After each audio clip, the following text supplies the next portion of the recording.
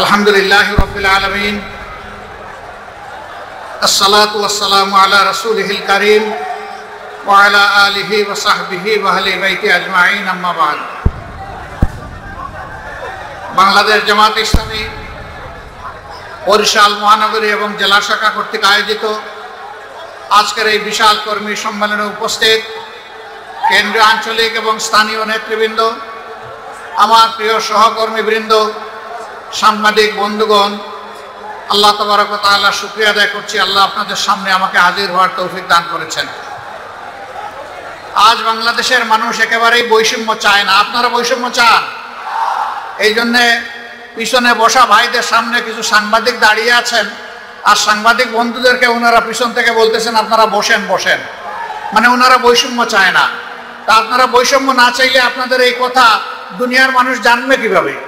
এতটুকু বৈষম্য আপনাদেরকে মানতে হবে, এই সহ্য আপনাদেরকে করতে হবে, পেশাগত দায়িত্ব পালন করতে দিতে হবে। আপনারা রাজি আছেন তো ইনশাল্লাহ? আলহামদুলিল্লাহ। আমি টুকরা টুকরা বক্তব্য রাখবো। আজকে এখানে বরিশালবাসীর নেতা, মহানগরী আমির, তিনি অনেকগুলা সংগত দাবি উত্থাপন করেছেন, যোগাযোগ বিষয়ে, গ্যাস সরবরাহ বিষয়ে এবং আরো অনেকগুলা নদীমাতৃক বিষয়ে দৃষ্টি আকর্ষণ করেছেন। সবগুলোই সঙ্গত। আমাকে লোকজন জিজ্ঞেস করে আপনার ঠিকানা কি? আমি বলি আমার ঠিকানা হলো সাধারণ পরিবহন সমগ্র বাংলাদেশ। ওইটা তো ট্রাকের পিছনে লেখা থাকে, তাহলে আমারটাও তাই। ওই ট্রাক যেমন সারা বাংলাদেশে ঘুরে নির্দিষ্ট কোনো জায়গায় থাকে না, আমারও ঠিকানা হচ্ছে সারা বাংলাদেশ। আমি চাই বুলা থেকে গ্যাস সারা বাংলাদেশে যাক, তবে প্রথমে বরিশালে আসুক।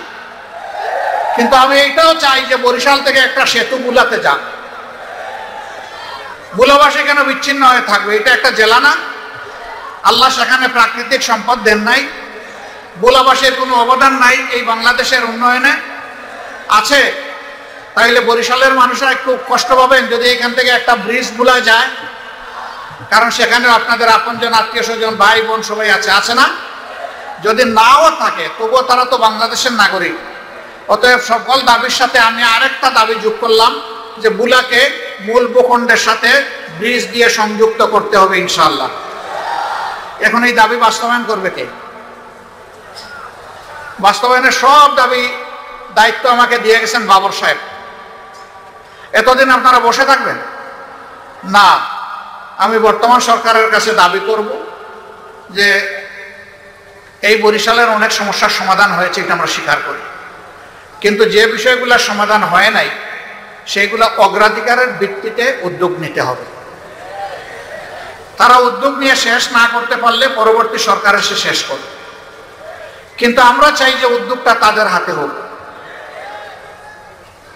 বুলার জন্য আমি যে দাবিটা করলাম, হয়তো বুলার জনগণের আরো অনেক দাবি আছে, কিন্তু আমার কাছে মনে হয়েছে এটি একটি মৌলিক দাবি। যেই জায়গার যোগাযোগ যত উন্নত, সেই সমাজ তত উন্নত হয়।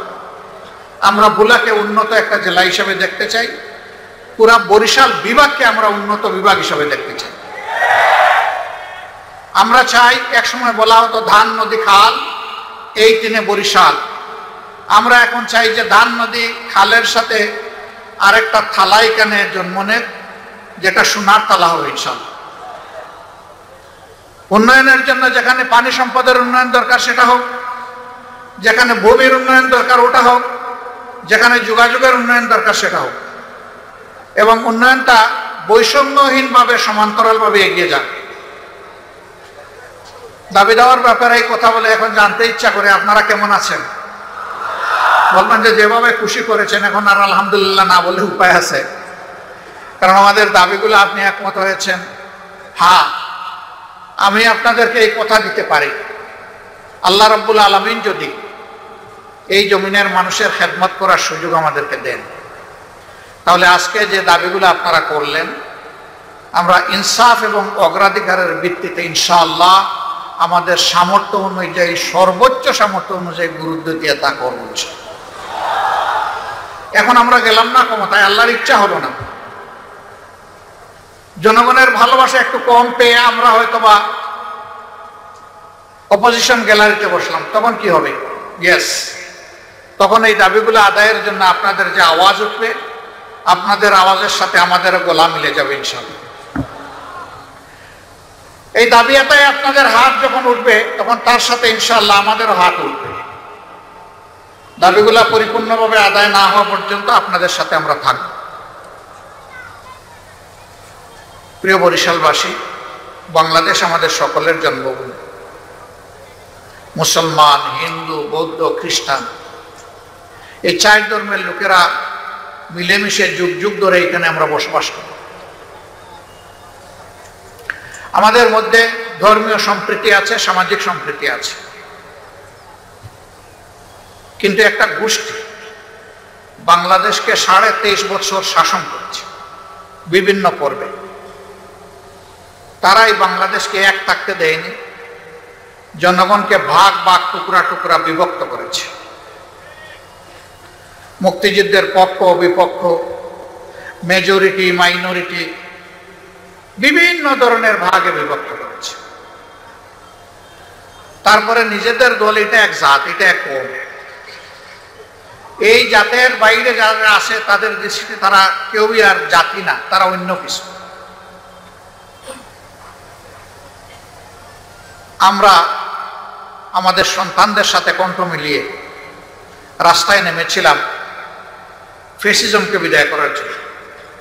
15.5 বছর আমরা দফায় দফায় আন্দোলন করেছি, সংগ্রাম করেছি। ফ্যাসিজম বিদায়ের হয়তোবা আমরা ভিত রচনা করেছি, কিন্তু রাজনৈতিক আন্দোলনের মাধ্যমে আমরা বিদায় করতে পারি নাই। ঠিক বললেন বড় আস্তে করে, কারণ আপনারা একটা দলের কর্মী, তাই এটাই সত্য। শেষ আন্দোলনটা রাজনৈতিক ছিল না, ছাত্র যুব সমাজের একটা অধিকারের আন্দোলন ছিল। তারা অযৌক্তিক কোটার সংস্কার দাবি করেছিল, আর সরকার তাদেরকে দমন করার জন্য হাতুড়ি বাহিনী পাঠিয়েছিল।